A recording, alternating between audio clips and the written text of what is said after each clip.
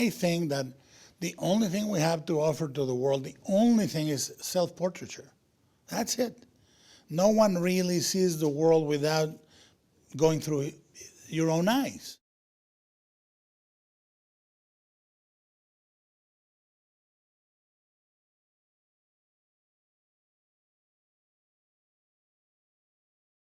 If we can behave collegiate and be friends, and then whatever happens in this or that or competition or box office, that's the best. I try to be friends with the other directors. In this season in which supposedly we are in competition, I do Q&As with them every night, every couple of nights. Yesterday was Jane Campion.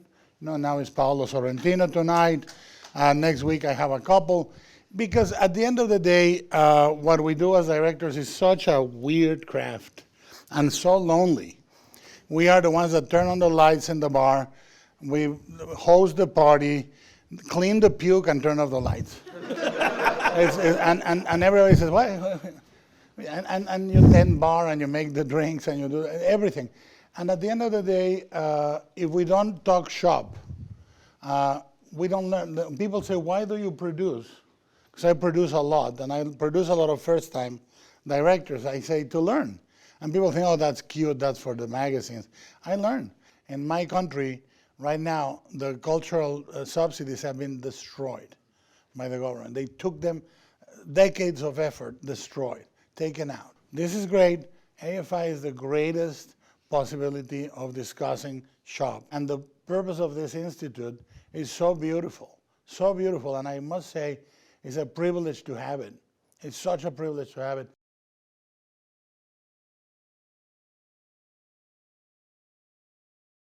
Pre-code, first of all, allowed me to hear the real rhythms of the language of the period without the rat-a-tat that comes with genre. That can be really, hey, what is it? A certain rhythm. Yeah. And look at the gams and that tomato. Tomato, yeah. That helped us a lot. William Wellman's Heroes for Sale, which deals with people coming back from the war addicted to the poppy. The camera work in pre-code is nice, but the moral depths are great without judgment. And then we watched some of the tougher noirs. Like, not the, I mean, we know all the famous ones, of course, but we wanted to deep dive into things like Born to Kill, which is brutal. Robert Wise's. Even today, is brutal. It has a couple of murders that still make you cringe. The lineup, the setup. The thing that was very influential visually was painters. It was all the American realists. Thomas Hart Benton, Grant Wood, Andrew Wyeth, Edward Hopper. Those were very, very influential for us. For the aesthetic.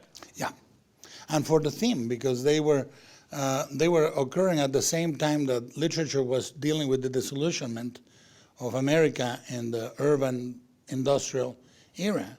And I think when people talk about noir, they talk about it post factum. They turn around and make it sound really cool.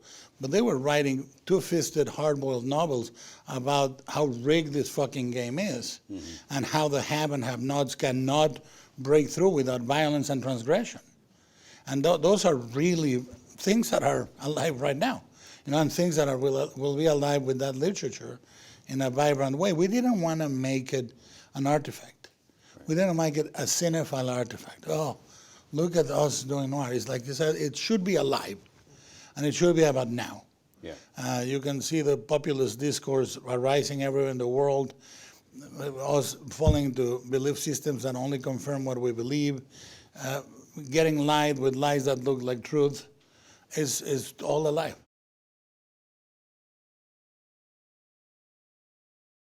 If you read the novel, which I highly recommend, the author, William Lindsay Gresham, it's an incredibly interesting guy. He was into Catholicism in a super deep way, trying to find an answer into tarot, psychoanalysis. He was a folk singer. He fought in the Civil War in Spain in the Lincoln Brigade. He was a demonstrator of magic tricks. He was everything.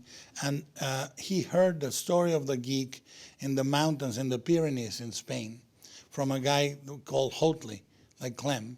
And he told him about the geek, and he became so fixated that he had to write the novel, and he wrote it almost like an autobiography. he left a little note saying, Stan is the author, meaning he is Stan. The whole movie is a prologue to the last 2 minutes. Oh. The whole movie should be about a guy that doesn't change and lies, and the ending is the truth. Because when he committed suicide in the same hotel room in New York that he wrote the novel, he had 2 personal cards. One, you should Google and find out. Wait, I'm going to show it. Come on. Oh, you have Come on. it? You think I There didn't you bring go. it? Look at that.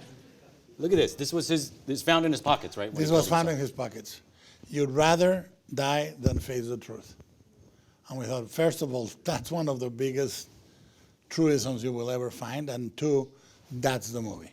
One of the things that was very telling in his biography, I believe that there are two horrible torture myths that we have invented to destroy ourselves. One is success, and the other one is romantic love. And these are torture machines for us to feel perpetually unsatisfied. Well, and I thought this guy, the way he dealt with success was very telling. He heard about the geek from a guy, an old carny in Spain, and he had to write the book to get it out. I read the novel, and I had to make the movie to get it out. It's not a remake, it's a version of the novel, and it's not the novel. It's a clash between this dude and me. And I think that the only thing we have to offer to the world, the only thing is self-portraiture. That's it. No one really sees the world without going through your own eyes. So all you have is yourself to offer for other people to say, yeah. I mean, if you genuinely say, this is what I do, this is what I am, whatever it is, people will incredibly be grateful that you are that, because they can identify and they can say, yes, that's me. 10 people or 10 million people, it makes no difference. For a storyteller, it's not the number of connections, but the depth of the connection.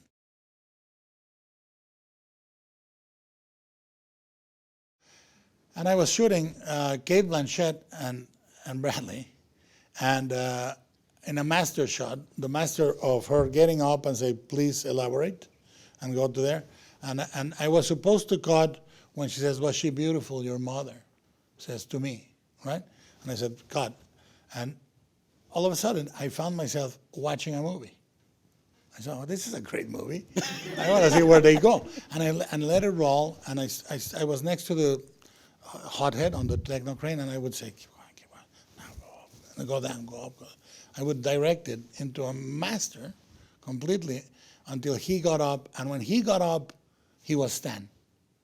It's the first day Stan was completely for real. It was not Bradley.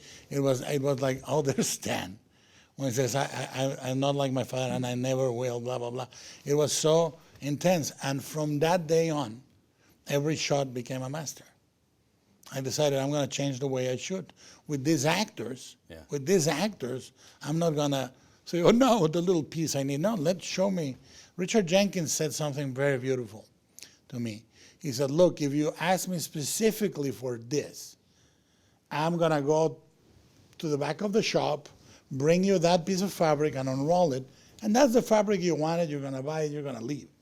If you let me show you other colors, unroll other fabrics, you may stumble on one that you did not know. And I thought, yes, yes, sirree, Bob.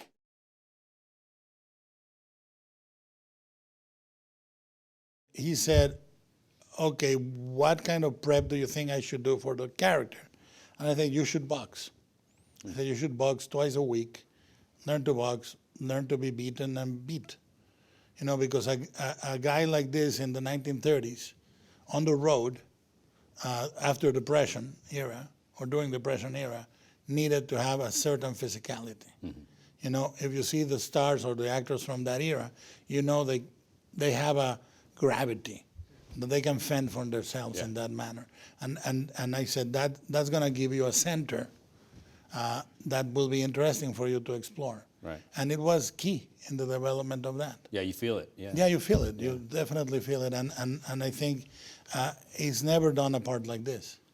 No. Never done a part like this. And on the other hand, Cate Blanchett was born to play this Oh my part. God. Everything is hidden behind doors. That's her.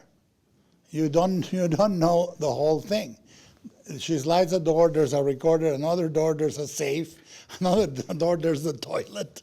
You know, how much secret, and that office is pure Art Deco, which gives you straight lines that curve slightly, but it's very arrogant, very exquisite, sophisticated. That person is not a genius because it could be an office full of books and a drinking coffee, tea, and a bust of Freud. It isn't. It is her. And then, if you think about it and you see it again, most of the wood has psychological tests in it, you know? Rorschach, exactly. I always do this move. This move I always do in my movies. I call it the hinge. And I call it the hinge. It's starting on a small space and following somebody and then going behind them.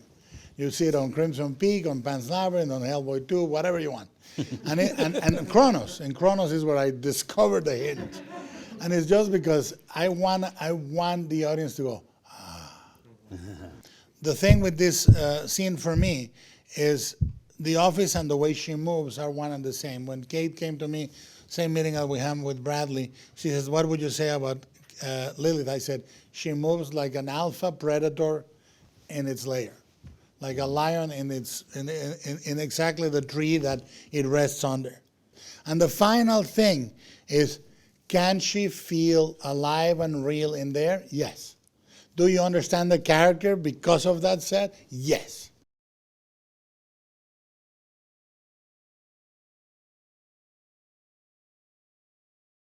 It's like an actor. The best actor is not the actor that delivers the line, but the one that listens to the line of the other actor, you know? And that's what I hesitate to say. I just learned it. You just learned. Yeah, really, really, really, seriously, to listen to the movie the way you should listen to the movie, I just learned it. And I'm being completely disarmingly disingenuous. Because I then every morning the movie would ask questions from me that were different.